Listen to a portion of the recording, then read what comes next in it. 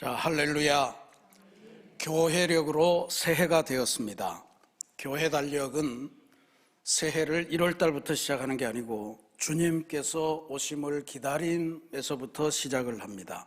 그래서 이번 대림절 4주 동안 진행이 되는데요. 이 대림절을 통해서 여러분들이 주님의 오심이 그냥 세상 어딘가에 오신 게 아니고 여러분들 마음속에, 인생 속에, 가정 속에 오시도록, 주님 오시는 것이 불편하지 않도록 여러분의 삶의 환경을 잘 바꾸시고 그래서 새로운 인생으로 변화되시는 역사를 누리시기를 기도드리겠습니다.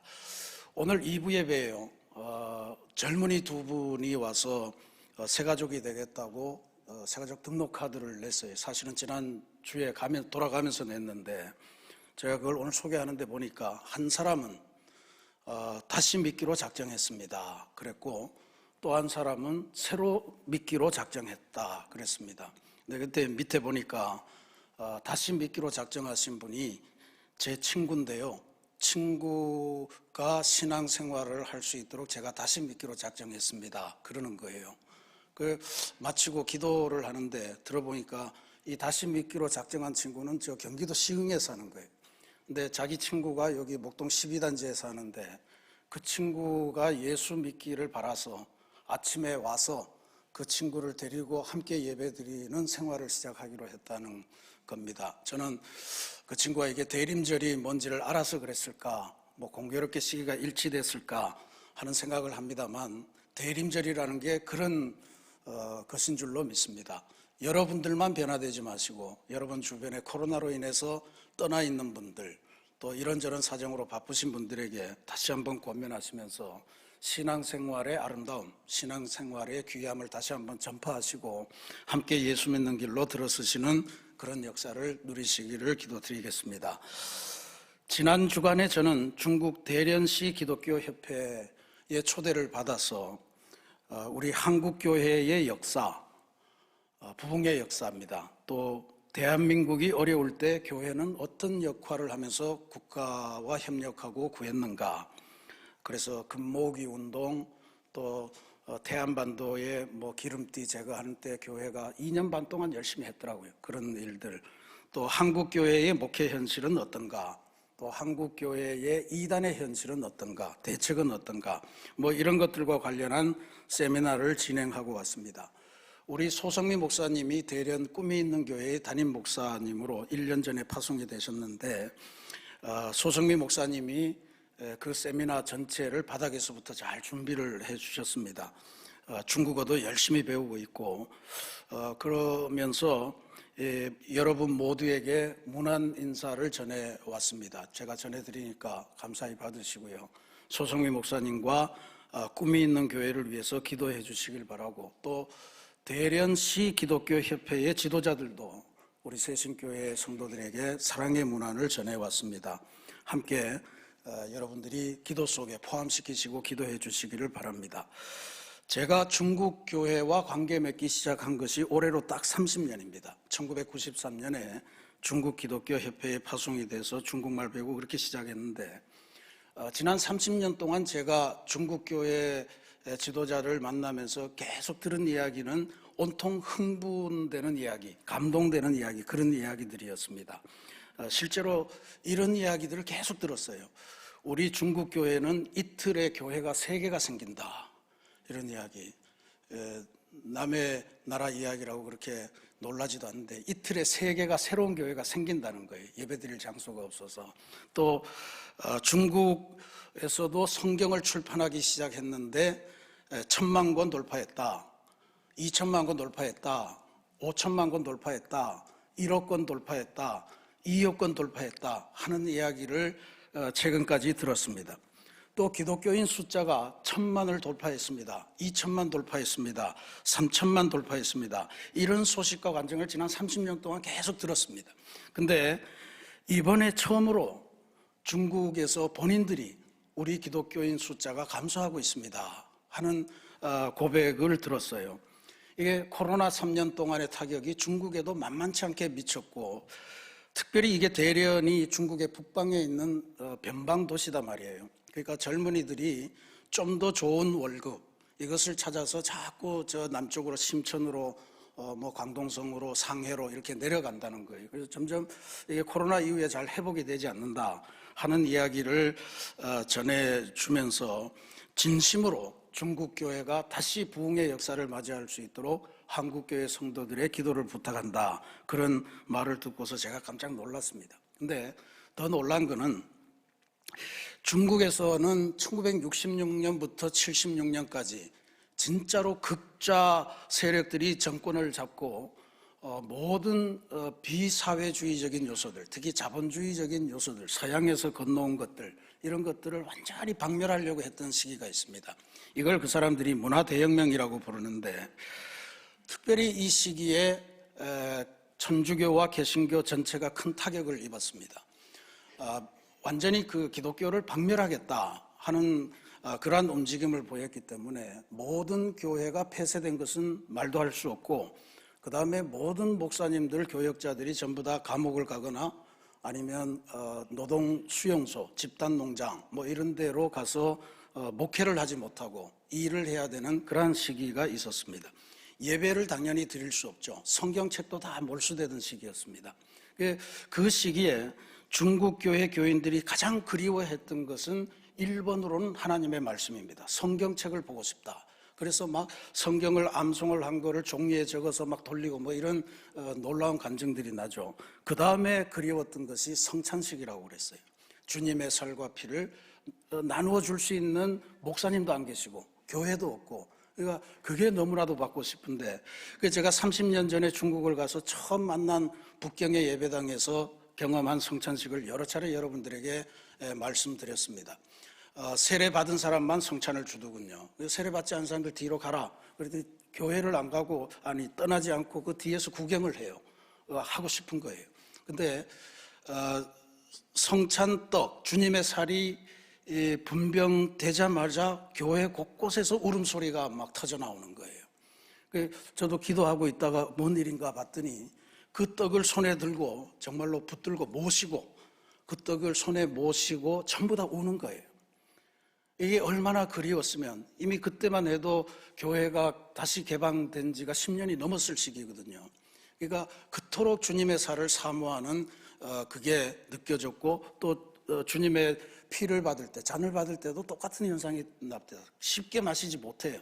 그냥 그걸 들고 부들부들 떨면서 그렇게 기도하고, 어떤 할머니들은 손수건을 펴서 그 자기에게 준 떡을 이렇게 고이 싸서 집에 가는 분들도 여러 봤습니다. 아마 집에 가서 병드신 남편 뭐 이런 분들하고 같이 나눠 먹겠다 뭐 이런 뜻인 것 같아요. 신학적으로는 어떤지 모르지만 그게 너무 귀하게 생각하고 너무 간절했기 때문에 그랬던 겁니다.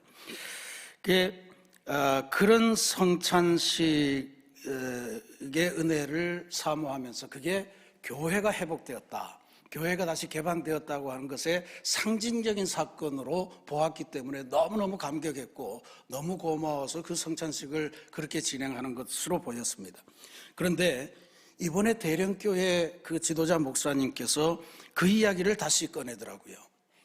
코로나로 인해서 지금 한 대련 시내에도 한 20여만 명 기독교인이 있었는데 그게 지금 한 15만 명, 10만 명 이렇게 줄어드는 그 광경을 보면서 우리 진짜로 열심히 기도하고 애쓰고 있습니다. 제일로 열심히 회복하려고 애쓰는 게 성찬식입니다. 그러더라고요.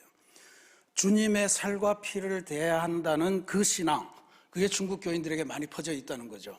그래서 주님의 살과 피를 직접 먹고 마시고 주님을 느끼기 위해서라도 교회를 나오도록 하자라고 하는 신앙운동을 지금 전폭적으로 진행하고 있다, 그렇게 알려주었습니다. 지금 우리도 코로나를 딛고 새로운 시대로 나아가자고 간절하게 그렇게 외치고 있는데 지금 이 자리에도 보면 빈자리가 많지 않습니까? 그러니까 우리가 다시 한번 중국 교회가 주님의 살과 피를 온몸으로 느끼기 위해서 교회에 다시 나오기 운동을 하는 것처럼 우리들도 이번 대림절을 통해서 나를 향해서 오시는 주님, 우리 가정을 향해서 오시는 주님, 우리 가족을 위해서 오시는 주님을 다시 한번 모시면서 교회당 신앙을 다시 회복하는 그런 역사, 또 새로운 인생을 출발하시는 역사가 여러분 가운데 함께 하시기를 간절히 기도드리겠습니다. 오늘 우리가 봉독하는 2023년 대림절 첫 번째 주일의 성경의 말씀은 이사야 64장의 말씀입니다. 이거는 우리가 제3 이사야라고 이미 익히 알고 있는 말씀이죠. 제3 이사야는 바벨론 포로 70년을 경험하고 거기에서부터 해방되어서 고향에 돌아온 이스라엘 백성들에게 하나님께서 주시는 약속, 하나님께서 주시는 비전, 하나님께서 주시는 회개의 촉구 뭐 이런 것들을 선포한 말씀입니다. 근데 오늘 말씀을 이렇게 가만히 보면요, 전체적으로 보면 고향 땅, 그리던 고향 땅, 70년 만에 회복된 그 고향 땅에 돌아온 이스라엘 백성들의 마음속에 기쁨과 감동보다는 왠지 모를 절망감, 왠지 모를 아픔 이런 것들이 더 깊이 느껴집니다. 왜 그럴까 하는 것을 한번 생각해 봐야 되는데 7절 말씀에 그렇게 이야기를 해요. 주께서 우리에게 얼굴을 숨기시며 그래요. 주께서 우리에게 얼굴을 숨기시며 고향 땅에 돌아가면 가족들도 반겨주겠지만 그동안 이국 땅에서 볼지 못했다 뭐 이렇게 생각했던 하나님을 직접 눈과 눈으로 마주 볼 수 있는 그러한 역사가 나타날 줄 알았는데 그게 안 보인다는 거예요. 하나님이 우리에게서 얼굴을 숨기신다라고 하는 느낌을 받은 겁니다. 이 왜 그럴까? 우리 오늘 읽지 않았지만 10절부터 12절까지 그 배경 세 가지를 이해할 수가 있습니다. 첫 번째는 고향 땅이 너무 황폐해져 있는 거예요.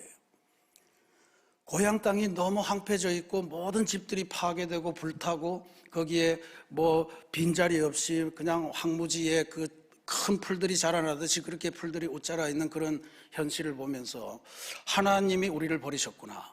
하나님은 도대체 뭘 하실까? 왜 우리들을 이렇게 우리가 고향 땅에 가서 잘 살 수 있도록 마련해 주지 않는 걸까? 그 실망감이 앞섰던 것 같고요. 두 번째로는 예루살렘 성전이 완전히 불타서 파괴되고 흔적도 없는 주춤만 남은 그런 형태로 변해 있었다는 사실입니다. 아니 우리 집이 망가지는 거야 그렇다 손 치더라도 하나님 계신 하나님의 집은 하나님이 돌보셔야 되는 거 아닌가. 그러면서 하나님께서 어쩌면 자신의 집도 지키지 못할 무능하신 분 아닌가 하는 것을 다시 느끼기 시작했다고 그래요.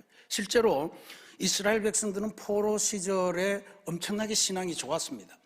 그 시절에 성경을 다시 쓰기 시작했고 하나님의 소망을 다시금 가슴에 받기 시작했거든요. 이런 약속의 말씀을 수도 없이 되냈습니다. 내가 너를 지명하여 불렀나니 너는 내 것이라. 네가 불 가운데 지나갈 때에도 불이 너를 사르지 못할 것이며 강물 가운데 걸어가더라도 강이 너를 침몰하지 못하게 할 것이다. 상한 갈 때도 꺾지 않으시고 꺼져가는 촛불도 끄지 아니하시는 하나님. 또 참으로 내가 너를 도와주리라. 참으로 나의 의로운 오른팔로 너를 붙들리라. 뭐 이런 약속의 말씀을 믿고 그 포로 생활을 다 이겨냈던 그런 민족이거든요. 근데 정작 고향 땅에 와서 하나님이 당연히 맞아주시리라고 믿는 그 삶의 현장에서 하나님은 보이지 않는 것 같고 하나님은 우리를 사랑하지 않는 것 같고 하나님은 어떻게 보면 하나님은 뭘 하나 지킬 수 없는 그런 무능한 분으로 보이는 그 현실이 너무 절망스러웠던 거예요. 사람들이 전부 다 탄식하고 있는 그런 광경에서 지금 제3 이사야 선지자가 여기서 말씀을 하는 겁니다. 1절에 하나님을 향해서 간절히 부르짖습니다. 원하건대 주는 하늘을 가르고 강림하시고 그럽니다. 강림해달라는 거예요. 근데 하늘을 가르고 강림해달라는 거예요. 여기 가르고라고 하는 이 히브리어 단어는 카라라고 하는 단어인데 찢어버리다 이런 뜻입니다. 찢어버리다, 쪼개다 이런 뜻이에요. 그래서 공동번역 성경에 보면 하늘을 쪼개시고 내려오십시오. 빨리 내려오십시오. 이렇게 번역합니다. 그러니까 하늘이 뭡니까? 하나님께서 천지를 창조하실 때 그 창조하신 그 하늘이에요. 근데 그 하늘을 찢어버리고 우리한테로 빨리 와달라는 그런 간절한 기도를 하는 거예요. 근데 여기 중요한 거는요, 백성들은 전부 다 땅바닥을 쳐다보면서 우리 땅이 황폐해졌네, 예루살렘 성전에 터밖에 안 남았네, 뭐 이런 거를 하고 있을 때 제3 이사야는 하늘을 우러러보면서 하나님으로부터 탈출구를 찾고 해답을 찾는 그런 모습을 보이고 있다라고 하는 사실입니다. 실제로 우리도 믿음 없는 우리도 인생에서 문제가 생기면 하늘을 쳐다보곤 하는 버릇을 갖습니다. 이런 말 하시죠. 하늘도 무심하시지. 이거는 뭔가 일이 잘 안 될 때 내뱉는 이야기죠. 하늘이 도우셨네. 이거는 극적으로 막 일이 순탄하게 풀려갈 때 우리 입에서 자동으로 나오는 그런 감탄사입니다. 성경에 보면 하늘을 바라보면서 인생의 위기를 헤쳐나간 경우가 많죠. 노아도 그 홍수 속에서 언제나 이 방주를 벗어나서 창조 세계로 다시 나아가서 살 수 있을까? 계속 하늘을 쳐다봤다는 거 아닙니까? 오늘 우리가 땅의 현실에서 좌절하고 실망하고 이런 속에서 우리들도 역시 하늘로부터 내려오는 그 응답, 그 해답, 그 비전을 우리가 소망해야 할 줄로 믿습니다. 쪼개다라는 말 우리가 성경에서 자주 봅니다. 자주 보는 게 아니고 중요하게 보는 게 히브리서 저자의 말씀이죠. 거기에 보면 어떻게 나오냐 하면 하나님의 말씀은 살아있고 운동력이 있어서 좌우의 날섬 검같이 그렇게 우리들에게 작동하는데 이렇게 작동한다는 거예요. 우리의 혼과 영, 관절과 골수를 찔러 쪼개고 그래서 우리의 생각과 뜻을 변화시켜 주신다. 이게 하늘이 우리의 인생을 쪼개고 들어오시는 그런 과정이에요. 하나님께서 하늘을 쪼개고 우리한테 내려오는 거 바로 그런 과정임을 의미합니다. 그러니까 이 말씀을 이해하실 때 하늘에 문제가 생겨서 하나님이 무능해서 하나님이 관심이 없어서 우리 삶이 이렇게 어렵다는 것이 아니고 하나님께서 바라보시는 그 사랑의 눈이 있는데 우리가 지은 죄악이 많아서 하늘을 바라보는 일에 가림막이 형성이 됐고 장막이 쳐져 있고 그래서 하늘과 연결되지 못하기 때문에 생겨나는 현상이다. 그 장막이 뭐냐면 이사야는 우리들의 죄악으로 봤습니다.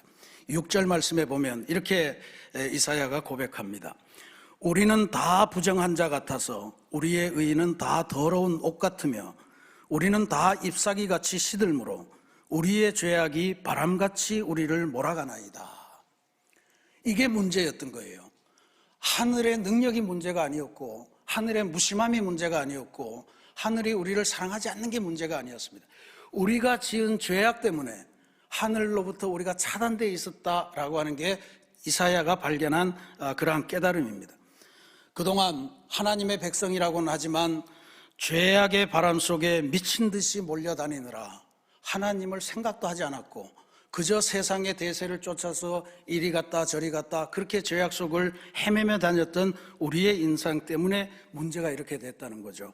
하나님의 말씀보다는 세상의 유익을 취했고 부와 귀를 자랑했고 자만하면서 살았던 것이 우리의 삶인데 막상 되돌아보니 뭐 그럴듯해 보였었는데 막상 보니 시들어버린 잎사귀 같은 인생이었다. 지금 그렇게 고백하잖아요. 결국 그런 삶을 살았던 겁니다. 결과적으로 7절 말씀에 보면 주의 이름을 부르는 자가 없으며 스스로 분발하여 주를 붙잡는 자가 없사오니 그렇게 나옵니다. 결국은 이런 죄악 때문에 하나님으로부터 우리가 결정적으로 멀어졌고 하나님의 능력을 부여받을 통로를 잃어버렸고 그렇다는 이야기죠. 주님의 이름을 부르는 자도 없고 주님 도와주십시오 하는 사람이 없었다는 거예요. 분발해서 스스로 분발해서 주를 붙잡고 하나님께서 말씀하셨잖아요. 의로운 나의 오른팔로 너를 붙들리라 했는데 그걸 붙드는 손이 없었다는 이야기예요. 허탄한 대박 신화를 쫓아다니면서 하나님 대신에 만몬의 이름, 물질의 이름을 부르면서 그렇게 살아갔다는 거예요. 가슴팍에 그리스도인이라고 하는 명패는 붙였으나 하나님의 말씀이라고 하는 성경책은 차 안에 두었으나 실질적으로 우리가 붙들었던 것은 세상의 유익, 세상의 이익, 눈앞의 이익, 세상의 권세 이런 것이었다는 것이 이사야 선지의 그러한 진단이었습니다. 그러면서 우리 스스로가 주님으로부터 멀어졌다는 이야기죠. 이것을 느끼고 예언자가 다시 하나님을 바라봅니다. 하나님 진짜로 우리를 버리셨던가요? 그러고 바라보니까 이제는 하나님의 모습이 선명하게 그에게 다가오는데 뭐냐 하면 토기장이로 나타나는 겁니다. 토기장이 진흙을 가지고 토기를 만드는 장인입니다. 기술자이죠. 그러니까 우리는 진흙이라 그분은 하나님은 토기장이시고 우리는 진흙이라고 그랬습니다. 아무것도 아닌 흙을 가지고 거기에 물을 붓고 그걸 버무려서 진흙을 만드는 거예요. 근데 좋은 진흙을 만들어야 되잖아요. 그러니까 그 안에 스며든 돌멩이들 걸러내고 지푸라기들 걸러내고 혹여라도 기포가 들어가서 나중에 쉽게 깨어질까 봐 그걸 찰지게 반죽하고 패대기 치고 뭐 이런 과정들을 밟으면서 좋은 진흙을 만들어서 그 진흙으로 우리 인생이라고 하는 걸작품을 만들어 가시는 분임을 이제 이 이사야가 발견한 거예요. 돌멩이 걸러내고 그 잡초 부스러기 건져낼 때 우리는 아마 저항했을지 모릅니다. 왜 그것도 다 내 건데 뭐 이래가면서 그 다음에 패대기 치고 반죽 만드느라고 막 주무를 때 우리는 아팠을지도 몰라요. 하나님 왜 나를 이렇게 괴롭게 하십니까? 근데 따지고 보니까 하나님이 진짜로 좋은 토기를 만들기 위해서 우리를 완벽하게 재련하는 시간, 만드는 시간이 바로 지나간 세월의 고통의 세월이었다는 거예요. 바벨론 포로 70년의 과정도 그랬고 지금 돌아와서 보는 황무한 우리들의 삶의 터전도 그렇고 무너져버린 예루살렘 성전도 그렇고 모든 것이 우리를 재창조하시려고 하나님께서 하시는 작업의 결론이었다라고 하는 걸 깨닫게 된 겁니다. 하늘을 가르고 강림하시는, 예전 첫 번째 창조제의 하늘을 찢어버리고 이제 두 번째 새로운 창조를 하시는 하나님의 위대한 역사를 이사야 선지자가 선포하고 있는 것임을 깨달으시기 바랍니다. 이번 이 대림절 기간 동안에 여러분들도 하늘을 찢어버리고 새롭게 우리를 창조하시기 위해서 우리에게 다가오시는 예수님을 맞아들이시고 변화하는 새 출발을 이루시기를 기도드리겠습니다. 사랑하는 우리 새신교회 성도 여러분, 진짜로 인생의 마지막 단계에서 하나님께서 찢어주시면서 내려오셔서 그의 마음속에 와서 가치관을 변화시켜 주셔서 새로운 삶을 살아간 한 그리스도인의 이야기를 소개해드리면서 설교를 마치려고 합니다. 유왕수라고 하는 장로님의 이야기입니다. 유광수 아니고요, 유왕수입니다. 유왕수. 이분은 회사를 경영하던 회장님이셨는데 58세 됐을 때 갑자기 찾아온 황달을 치료하러 병원에 갔다가 췌장암 진단을 받습니다. 간까지 전이가 됐고 의사의 진단으로는 3년 생존율이 5%밖에 되지 않는다 하는 충격적인 소식을 듣습니다. 바로 수술에 들어갔는데 수술의 결과도 좋지 않았습니다. 그래서 그래도 살아보겠다고 거센 항암 치료를 했습니다. 부정하는 거 아닙니다. 열심히 치료하셔야 되죠.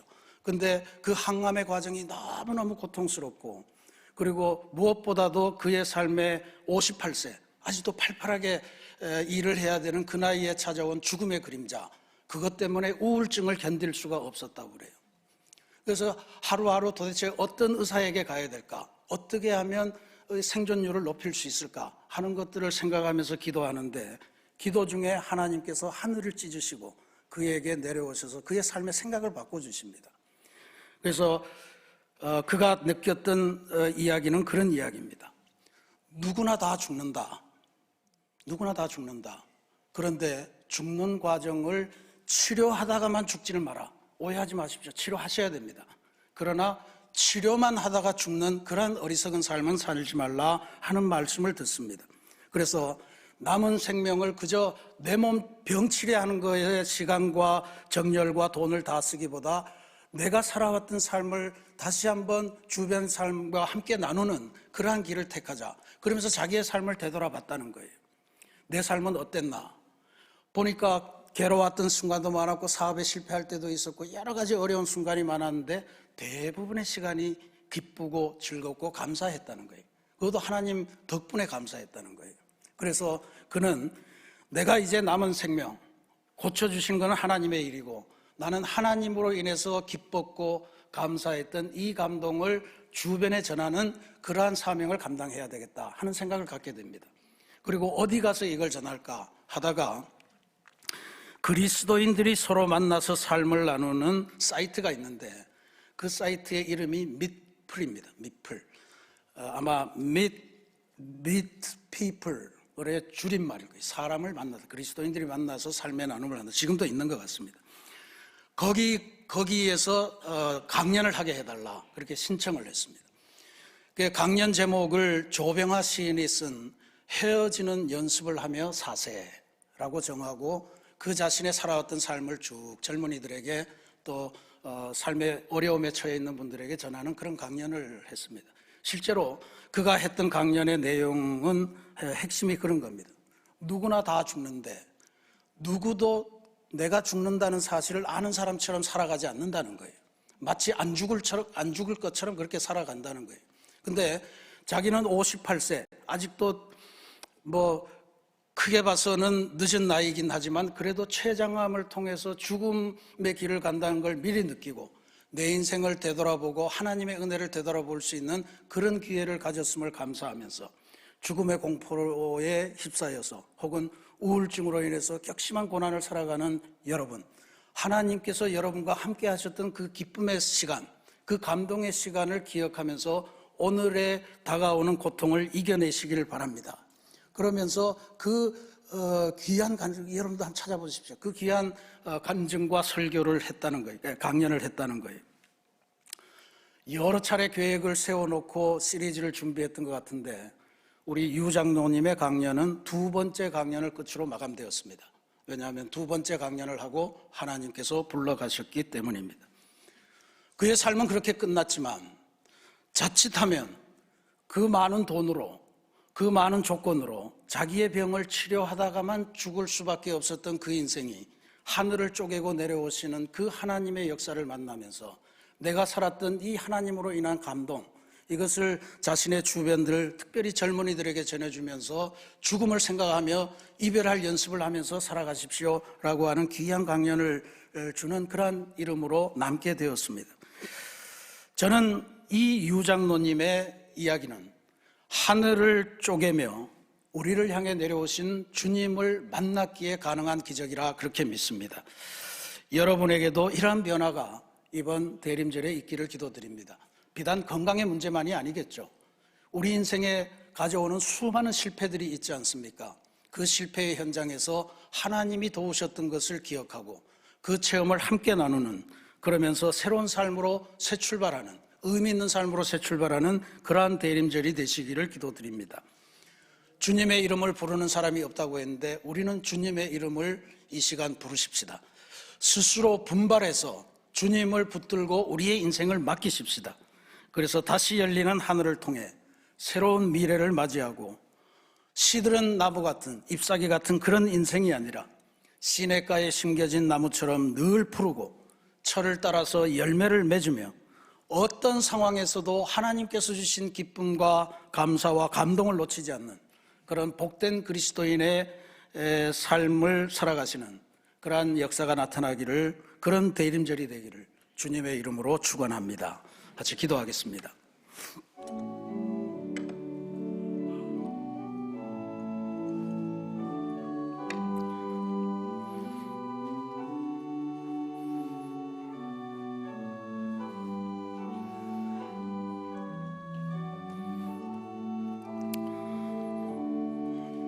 사랑의 하나님, 우리의 인생을 보면 패배도 많고 절망도 많고 황폐한 것도 많고 무너진 것도 많아서 우리가 하나님의 살아계심을, 또 전능하심을, 하나님이 사랑이심을 의심하며 절망할 때가 많습니다. 그러나 오늘 이사야 선지를 통해서 주시는 말씀을 보니 하나님, 하늘에 문제가 있는 것이 아니고 우리들에게 스며들어 있는 죄악이 문제임을 다시 한번 깨닫습니다. 이제 하늘을 쪼개시고 우리를 향해 내려오시는 예수님의 임재하심으로 우리의 죄악을 걷어내고 하나님께서 기뻐하시는 인생관, 하나님을 기쁘시게 하는 세계관으로 새로운 무장을 하며 새로운 인생을 출발하는 대림절 되게 인도하여 주옵소서. 특별히 나와 내 가정, 그리고 나의 사랑하는 벗들 다시 한번 주님께로 인도하는 귀한 대림절이 되기를 원하오니 주님, 우리를 통하여 하늘의 평화를 내리워 주시옵소서. 예수 그리스도의 이름으로 기도합니다.